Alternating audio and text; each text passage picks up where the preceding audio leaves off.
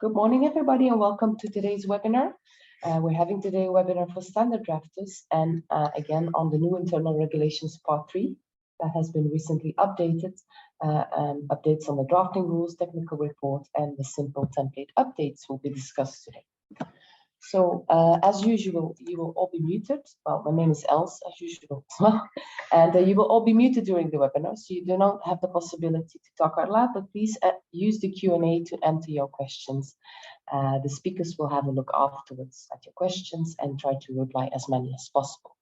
We have the good habit of having a Q&A report available via the website. So should your question remain unreplied, please don't worry. We will have the answer for you later on. The webinar has been recorded as well, so we will provide you with the recording and the PowerPoint presentation afterwards. Should you be on Twitter, please feel free to talk about the training with the hashtag training for standards, and CENELEC is available on Twitter at standards4EU. So without further ado, let me give the floor to my colleagues Amy and Leah. They will talk through this interesting updates. Leah and Amy, the floor is yours. Thank you, Els. Good morning, everybody. In today's discussion, we'll be talking about the Internal Regulations Part 3, the new edition for 2022, taking a look at what's new and what it means for you. We'll also take a look at the new rules for drafting technical reports. So the new rules in place, the explanations of those rules and what they mean for drafting.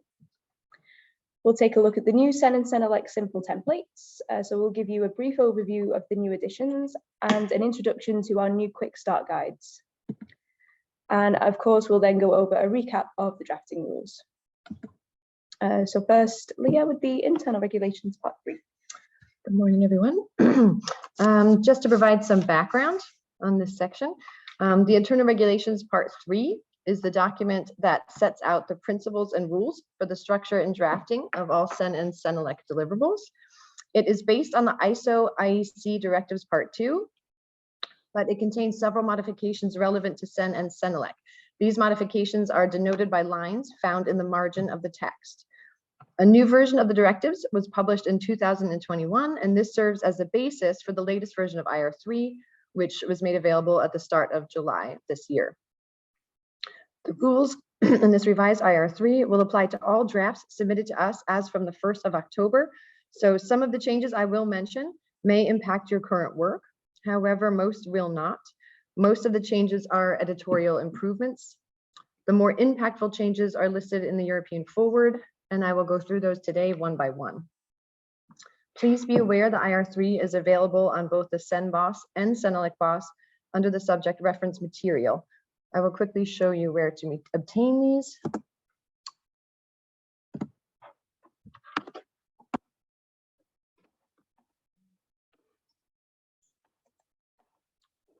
And here, this is on the CEN BOSS.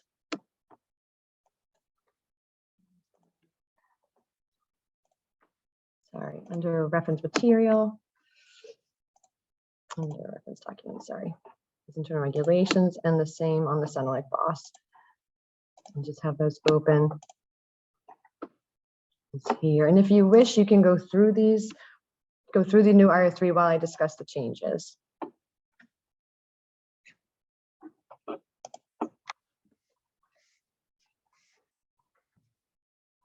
So in case you're going through the list of changes with us, you'll see that the first item is related to term entry 318, which gives the definition for a technical report. Amy will go into more detail on this important change a bit later on, so I won't say much now, just accept that it involves the addition of a note 2 to entry, which clarifies the permitted content of technical reports. The next is related to Clause 6, organization and subdivision of subject matter. In Clause 6, 2 new sections have been added. The first is subclause 6.5, shown here. This introduces the notion of supplementary content or file attachments, which can be provided as attachments to a deliverable. For example, sound files or Excel tables. This section sets out the rules for these types of materials and how they should be provided. So please do read through it carefully. And note this section has been modified from the ISO IEC Directives Part 2 6.5 in order to apply to CEN and CENELEC requirements. So if you read it there, it will be different. The next addition in clause 6 is a subclause 6.6 on the subdivision of subject matter into profiles. This sets out certain rules for when it is necessary to organize or subdivide the subject matter. It also provides some examples of when this might be necessary, but otherwise it's pretty self-explanatory. The next change relates to clause 7, as shown here in markup. The wording in 7.1 has been revised to make it clear that the expression of provisions, such as requirements, recommendations, permissions, and possibilities, shall be limited to the verbal forms defined in tables 3 to 7 in clause 7. For example, the preferred verbal form for requirements is shall, for recommendations is should, and for permissions is may. A clarification was made to ensure that a clear distinction can be made between the different provisions. This is very important as it can help avoid the risk of misinterpretation by the user. And it also helps us a great deal when editing your documents. For example, when checking that normative references are listed in clause 2, that informative references are in the bibliography, it's easy to spot if something is missing and should be listed there. It's easy for us. In addition, in clause 7, in table 5 permission, the verbal form may not has been deleted as an option for a negative permission, as this wording can be ambiguous. As stated here under the table, the preference in this case is to write what is permitted or to rewrite the negative permission as a negative requirement or recommendation. For example, saying this shall not be done instead of this may not be done.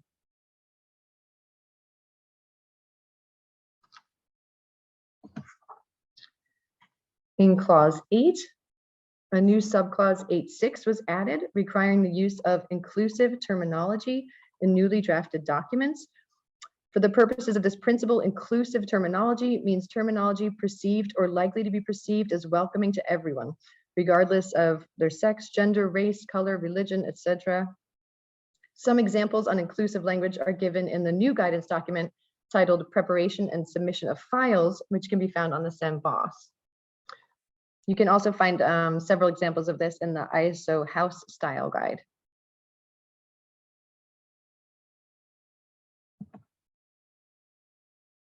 Clause 9 was given a general review. So the content was completely reorganized, but not entirely changed. So I would suggest having a closer look at this section after.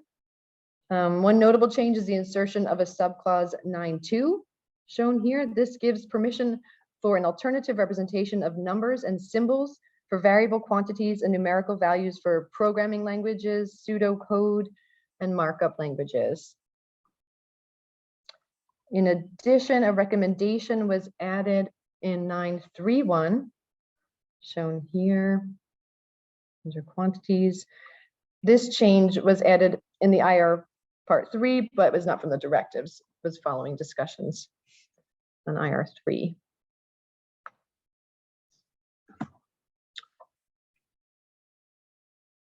This next item on clauses 27 to 29, dealing with formulae, figures, and tables.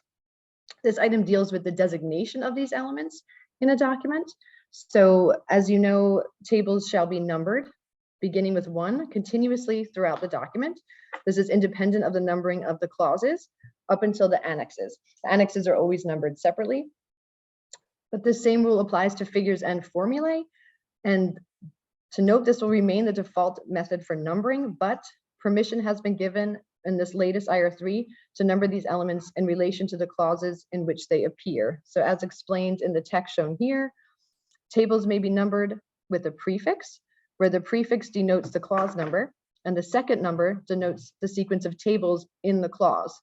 The numbering system chosen shall be consistent within any given series of documents. It's asking this same text will appear in clauses 27.3, 28.3.1, and 29.3. So it deals with all these different elements, and the same method of numbering should be used for all the different elements throughout the document. This option is, however, subject to BT approval. So we do see this in some documents already, some larger documents. If you are currently using this numbering, you already have BT approval to do so, and you will need to continue to get approval going forward for this option.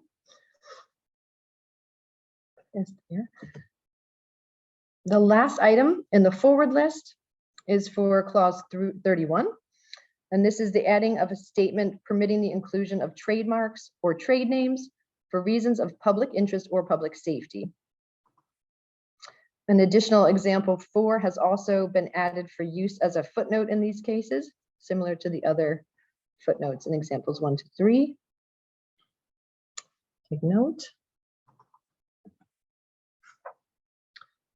Okay, so that's the main list in the 4. Now, outside of this main list, there are a couple of additional changes worth noting. This includes in clause 10 on referencing, in 10.4 undated references.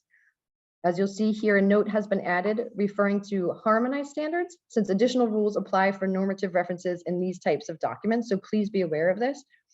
And as mentioned in the note shown here, additional information on the dating of normative references and harmonized standards can be found on the CEN or CENELEC WOS. So please do have a look. Also in 10.5, dated references, we have added some examples for how to list dated published documents that are impacted by standalone amendments or core agenda. So this applies to clause 2 and the bibliography. The example shown here would be in clause 2. So it shows that you list the main standard that was published with a footnote mentioning that it's been impacted by an amendment, core agenda, or multiple amendments. This footnote would be listed in one place typically, and throughout the text, you can add a cross-reference to this footnote. So when you list the document throughout the text, you would list also the main standard, but then with a cross-reference to this footnote in clause 2 or the bibliography. There's a further example in the text in the next clause. And lastly, in Annex ZA, adoption of international standards, some changes have been made in the rules for common modifications under subclause ZA.3. So please have a look at this section if it pertains to your work. And in Annex ZB21, A deviations, in the wording under item A has changed to align with B, which was updated in the last IR Part 3. So if you are drafting an A deviation, please make sure you are using the updated wording in this latest IR 3. I think that's it for the changes. Back to Amy. Yes, now we have changes to technical report drafting. So the rules have changed with regards to technical reports. Specifically, as Leah mentioned in the IR Part 3, the definition has actually changed with this addition of the note 2 to entry, sorry. So the content of a technical report is not permitted to include requirements, recommendations, or permissions, and this does change things quite significantly for the drafting. So it does mean that TRs can only contain statements of fact, and they have to be purely informative documents. And that means no shall, no should, and no may. What constitutes the normative element officially? Of course, we've got these tables in clause 7.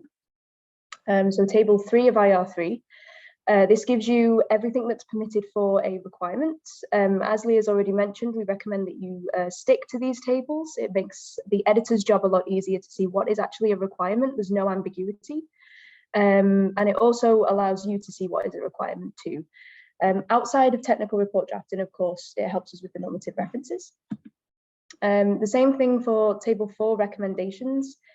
Again, it just allows us to see very clearly and very easily what is a recommendation using the word should, or it is recommended that, it ought to. Try to stick to these examples given here, and it should be okay. And the same thing with table 5.2 permissions. May is a permission. We sometimes see it used in place of might, so try not to do that. Where you're expressing permission, do use may. Or is permitted, is allowed, is permissible. It just helps us to identify those kinds of things. Clauses 1, 2, and 3 are still obligatory in technical reports, even if they are empty. Of course, clause 1 shouldn't be empty because it's the scope.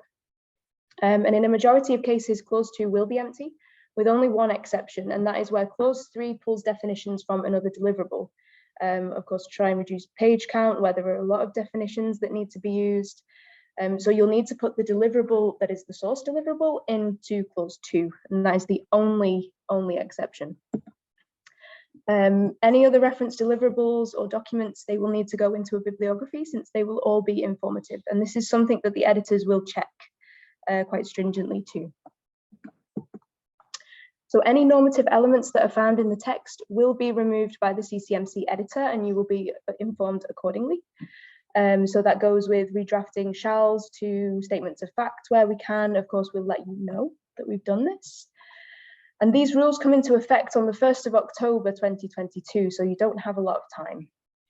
Any drafts submitted after this date will be edited accordingly. If you are working on anything right now, you can get in touch with us to see if your draft fits these rules.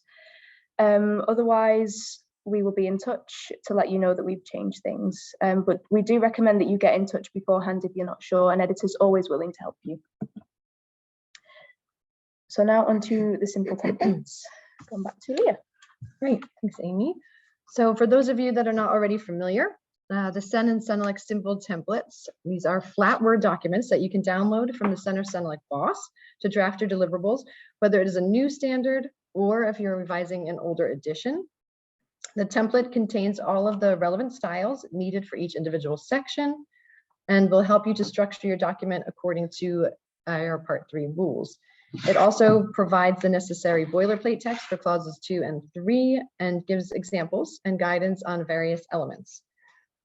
Okay, the templates were recently updated, so I advise you to download these latest versions as they do contain some useful changes and corrections. I will show you where to find these. It's the same place where we were before, only under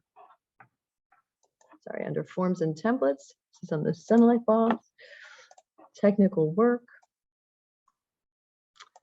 Here you have the CENELEC simple template for drafting standards, and is the same on the CEN boss amongst the list of other templates, the CEN simple template for drafting standards. And I'll just have it open already just to show you. You've probably seen it. This hasn't changed much on the title page, but I'll show you a couple of things that did change. Mainly, we were removing some styles from the style palette that weren't necessary. And I was adding some more examples of styles that might be needed when drafting. So these are a lot of the main styles that you will use for various parts of the text. We have possibly some more instructions here. Here in the European forward, this is the CEN template, so it's a little bit different. Obviously, the CENELEC template has a different forward. It also has a different font. There's an Arial font, but otherwise, most of the elements are identical. We've added some text, not example text, but text in the introduction for when you have identified patent rights during the preparation of a document. Often, we receive documents where patent rights have been identified, but perhaps the drafters were not aware that there is specific text that you are supposed to put in the introduction. So we've added it here so you see what information needs to be included. That means we won't have to always get back to you to request it. So that's here. If you do not have patent rights identified, you simply remove this information. The same is true if you do not have an introduction in your document. You simply remove elements that are not needed. The only elements that Amy had mentioned do have to be here, of course, are the scope, clause 2, clause 3, and of course the main part of the standard. Here we have an example also of a document that's impacted by an amendment. So you can see how that has to be listed with the main standard. And here is an example of the footnote. Any examples that you don't need, you can simply delete, but it's just to show you the types of standards dated or undated. In clause 3, note there's a tiny change to the wording here. It's very small, but basically the wording term, ISO and IEC maintain, it said previously terminological, now it says terminology databases. It's a very small change, but just so you're aware, it's one of the small reasons it's good to download the latest version for changes like this sometimes in the content or in the boilerplate text. This way you'll have the latest version. And basically we've just added some more examples of different types of headings and lists. And I think here an example for code styling. So please do have a look after and download the latest version.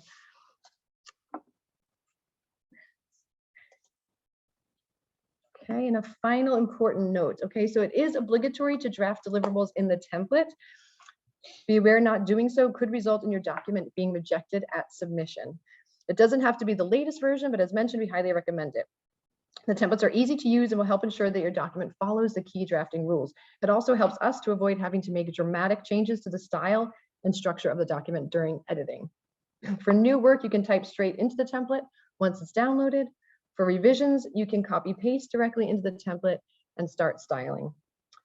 So now to help with the use of the template, Amy will inform you about the new Quick Start Guide. Yes, so in order to help you use the template firstly, to make it as easy as possible for you, we have drafted some quick start guides, which are really comprehensive guides that you can download and keep. It's a PDF file. It contains absolutely everything you could possibly need to know about the templates. They are the same things for CEN and CENELEC.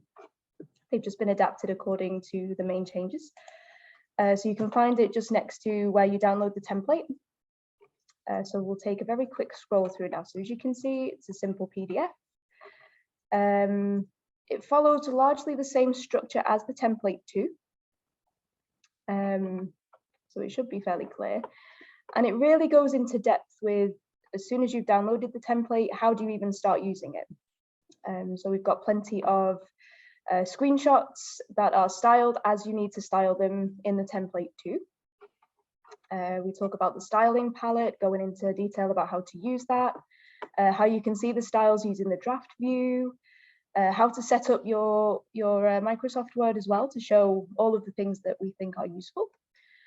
This is also how the editors use Microsoft Word as well. So really this is our experience with editing in order to help you with the templates.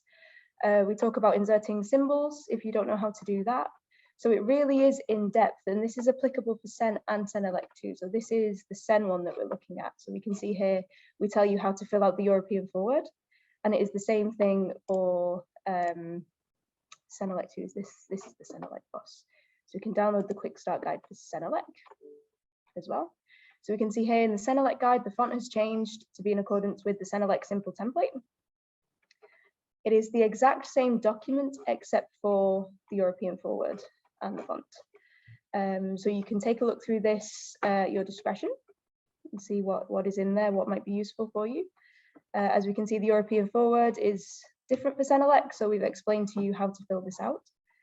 Everything is described in detail. It really is a very comprehensive guide that you can download and keep and use as you need to. So we have all the explanations on, for example, clause 2, normative references, a little bit of background on it, then how to use clause 2, and then ultimately as well the styling. So how to style all of your references, and it's laid out like this all the way through. So that is a very good first protocol once you've downloaded those templates to use them. If, however, you want some real-time guidance on the templates, we do have a very comprehensive webinar that was given in December 2021, which is still applicable and up to date. You can take a look at those on the links provided in these slides. And coming soon, we do have an updated CEN boss, which we will present to you in the coming months, and a CENELEC boss, which is currently being redrafted in terms of drafting guidance. So we'll put some more resources there for you to make drafting as easy as possible. So now we'll go through a very quick drafting rules recap, just some of the most important things to remember. So as we've already mentioned in the beginning, you need to use the simple template. So for new work, you can download it straight away. You have all of the resources that we've mentioned today. However, for revisions, you need to use the version that CCMC has edited. And if you don't have that, you can write to production@cenelec.eu, and we'll be happy to send you the most recent version that we have. And that goes for not just inquiries that are based on a previous publication, but also the formal vote stage as well. As we've mentioned, clause 1 is obligatory. It's the scope. It cannot be empty. You need to have a scope. It should be just statements of facts, no requirements, recommendations, or permissions. And this is something the editors do check very closely. Clause 2 is always the normative references. As we've mentioned, it's obligatory even if it's empty, and you can take the introductory wording as applicable from IR3, but it is also in the simple template as well. That's why we recommend that you use that, because we've given you every bit of information you will need. You can see the rules on dated versus undated references in webinars that we've given, and also in the IR part 3. And it shall contain only normative reference documents as well. But this is something that the editors will check, and if we do move things around, we will let you know. Clause 3 is terms and definitions. It's obligatory again, even if it's empty, and you take the introductory wording from IR3 or from the simple template. We ask that you don't use any automatic numbering when you do number the definitions. This is something that we have to remove manually. Also, the same thing goes with soft returns after the term number or term. Please use only hard returns because we have to remove these manually, and it can take a while if you have a lot of terms and definitions. So tables need to be simply drafted. If you have to merge cells, we recommend that you do this at the very end if you can't avoid them. Of course, they should be avoided to keep the drafting nice and simple. They have to include a number designation, but the title of them is optional. So they have to include, for example, table 1, table 2, table A1, table A2. But the title, the supplementary information on the title is optional. And no nested tables. XML does not support these at all. They will be removed, which means that you lose the formatting as well. So just avoid them completely, please. Figures, we do have different rules between CEN and CENELEC, but as a rule, one figure file for each figure, including any keys and any figures that are present in tables or symbols that are found within the body of the text. For CEN, these rules are obligatory, but for CENELEC, they're optional, but we do strongly recommend that if you have access to the figure files or if you can get the figure files, that you send those over to us. We can do things ourselves in-house, but we do lose a lot of the quality, so it's strongly recommended that you send them to us yourselves. Again, as with tables, the number designation is obligatory, so figure 1, figure 2, figure A1, figure A2, but the supplementary information in the title is optional. With formulae or equations, math type is strongly recommended, but where math type isn't available, which we know is the case for a lot of you, you can use the built-in tool that's found in Word. Please do just be aware that when we convert these equations into math type, we can create some errors. So if you do have a lot of formulae, just make sure that you double check those at every stage to make sure that everything's nice and correct. So we do have some historic webinars that we've done that are still up to date and applicable for both CEN and CENELEC. You can find those at the links provided. We recommend that you take a look at those. They include all of the drafting rules that we currently have. And we have some future tools that mean these drafting rules are more important than ever. So do make the use of the resources that we have created for you, especially the simple template.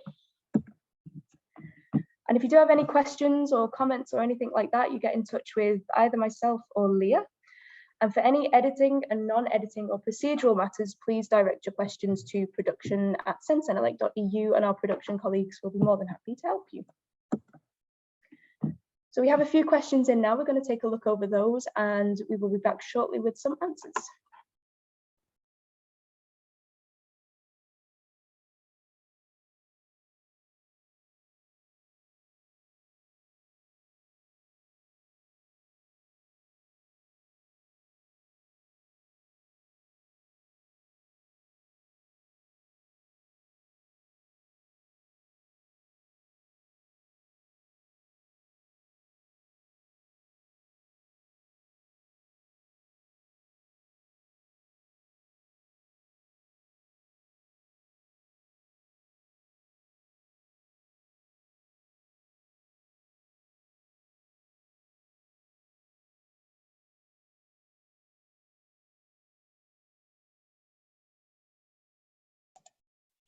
So one question that we have is, can a graphic or picture be included in terminology? So in the definition, would it be numbered as figure 1? Yes, it is allowed to include figures as part of a definition.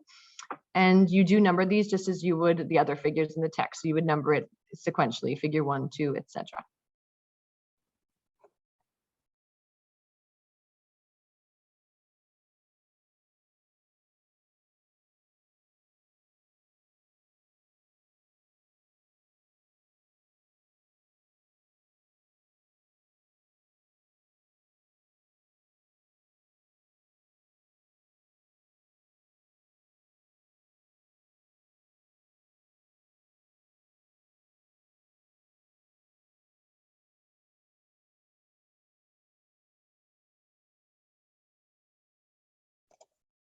Okay, so the next question that we have is, for a revision, is it possible to use the previous version, the previous Word version of the standard, which means to not have to copy everything into the new simple template? So really, it depends on how old the standard is. If it's very, very old, from the early 2000s, for example, you will need to copy everything into the simple template because it won't be styled. But if it's quite recent, if it's sort of in the last 2 or 3 years or so, generally it should be styled so you can use the previous Word version. If you're not sure, do get in touch and we can take a look and advise you.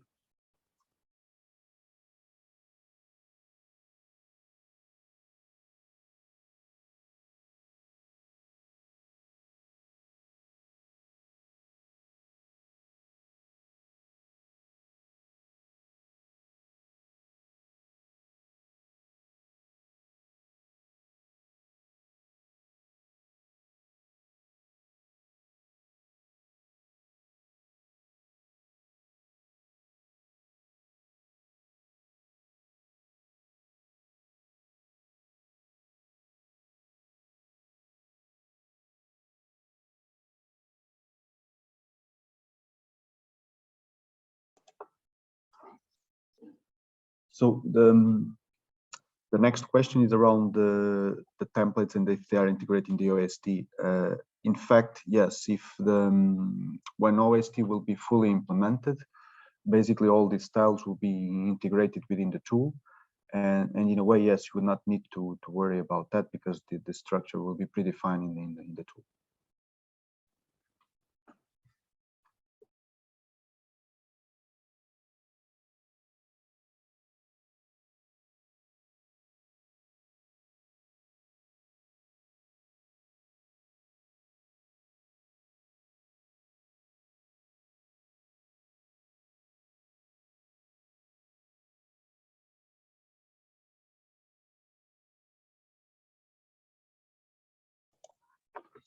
So the next question is about the footnote approach for the amendments as dated references, if this is approved by the as consultant. So we do keep a close contact with the European Commission in terms of these approaches. Of course, this is something that is also, we have developed this approach to ensure that the document is readable.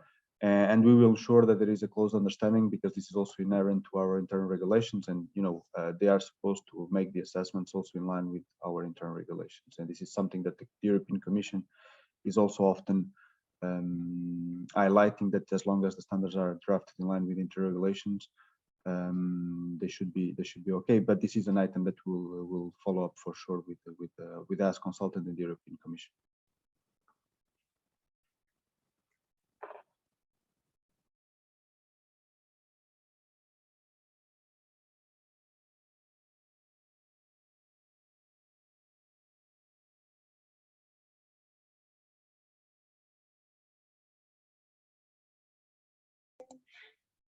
Okay, so the next question that we have is, what is the difference between hard and soft returns referenced in the presentation?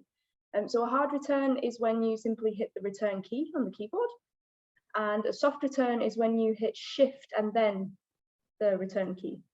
The difference is that soft returns tend to keep both paragraphs together under the same style, and a hard return treats it as a new paragraph. So when you use the simple template and you apply styles to paragraphs that have the hard return, the style will only be applied to that paragraph. Whereas if it's with a soft return, it will apply it to everything that's linked together with the soft return, basically. That's why we say to use hard returns instead of soft returns pretty much throughout, just from a styling perspective. We always recommend hard returns over soft returns as a rule.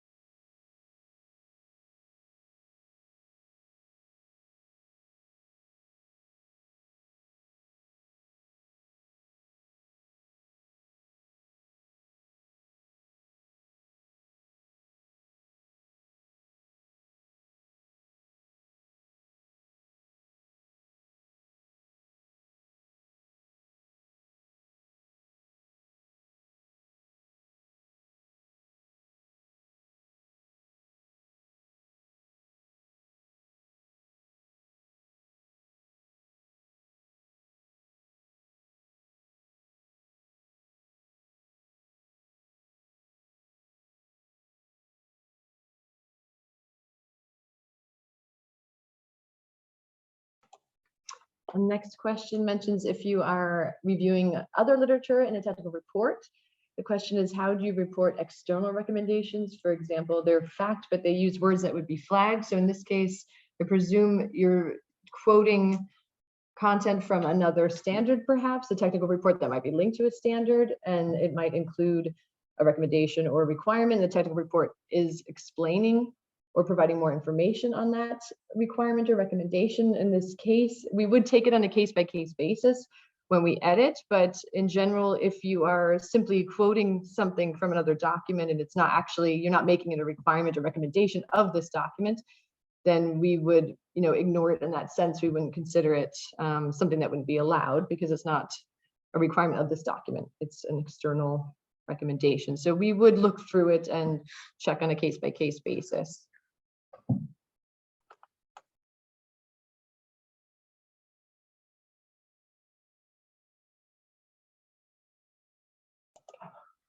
So the next question is about the requirement on 600 dpi resolution.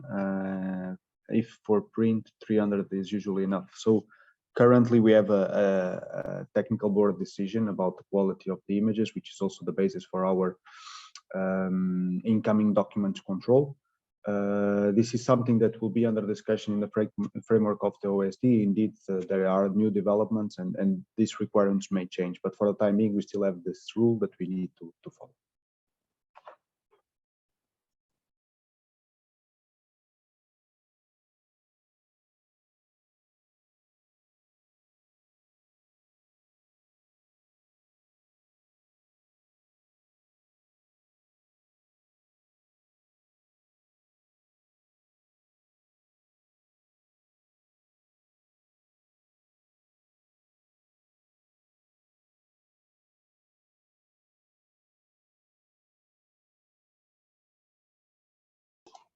The next question is asking on the policy of referring to international standards or European standards in technical reports. The question is, would this reference be able to be normative since the international or European standard are normative? No, the references, so when even though these documents are normative documents, they would have to be mentioned in the text in an informative way. If you had to, for example, if you said for more information on the topic, please see this document, or information can be found in this document, the reference would have to be using the informative, the provisions of possibility, for example, in the internal regulations part 3. So you can inform users or readers that these documents exist and explain simply the information can be found, but you cannot require that they use them. You cannot refer to them with should or with may, telling them as a recommendation, for example. So yeah, they would not be considered normative just because the documents are normative. The normative references has to do with the provision that's used to refer to the documents and how they're referred to in the text. That's what makes it normative.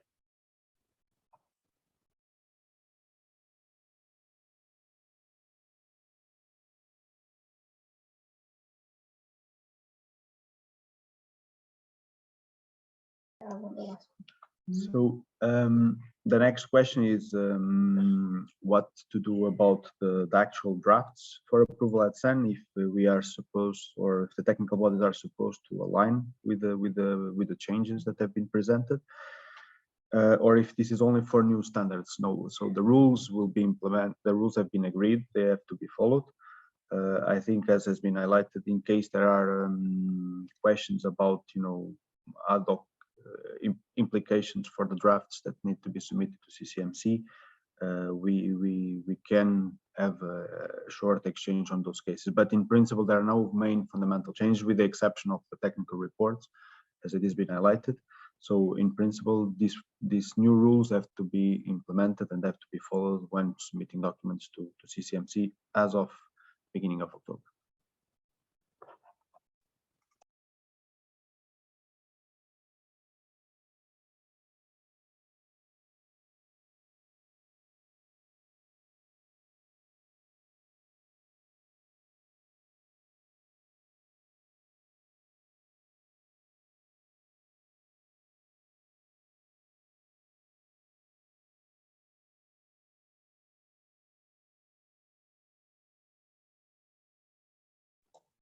Right, so the final question that we have is drafting CENELEC standards are very often for special technical solutions, and it's difficult to find enough technical experts for the content of the standard. And often these people are not willing to learn the regulations about using forms and templates, or they're not well trained, and their focus is more on the content rather than the form and how it's styled. So how do we solve this? So this is really why we've spent so much time, first of all, creating the simple templates for you to use, and creating quick start guides and making everything as easy for you to use as possible. So with the template, you really can download it and type straight into it. You don't have to do anything else. It should be very easy for you to use. And even if most of the standard is in the simple template, the editors can work with that. So we spend more time looking at the technical content of the standard rather than spending all of our time trying to style it to create the XML file. It's also worth noting that the OSD that's in the pipeline, that will resolve most of these issues as well. But obviously that's not ready at the moment, so we ask that you just use the simple template for now. There's no need to learn all of the regulations that we have, because that would take a lot of time. We do appreciate that. But we have put significant time into creating these resources for you, so we recommend that you use those when you start drafting. And hopefully that should solve a number of the issues.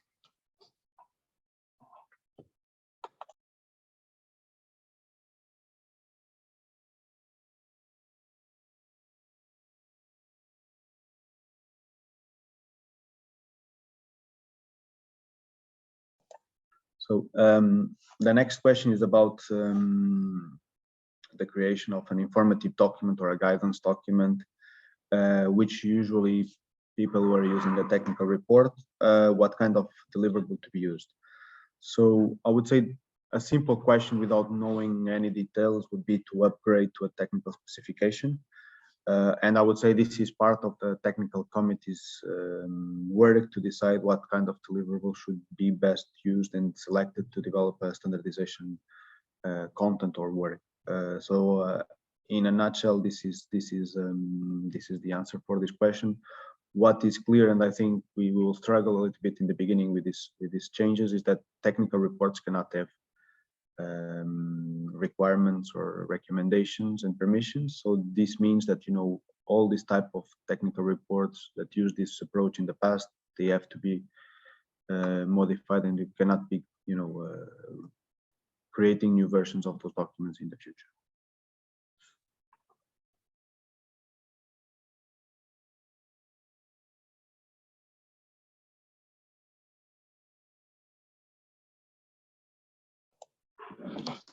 Gonzalo and Elysia for answering all the questions. There's one last question that I would like to reply, just for all of you to know that indeed you will receive the presentation and the recording in your inbox later today. So thank you very much, everybody, for listening, and see you next time during one of our future webinars. Bye-bye.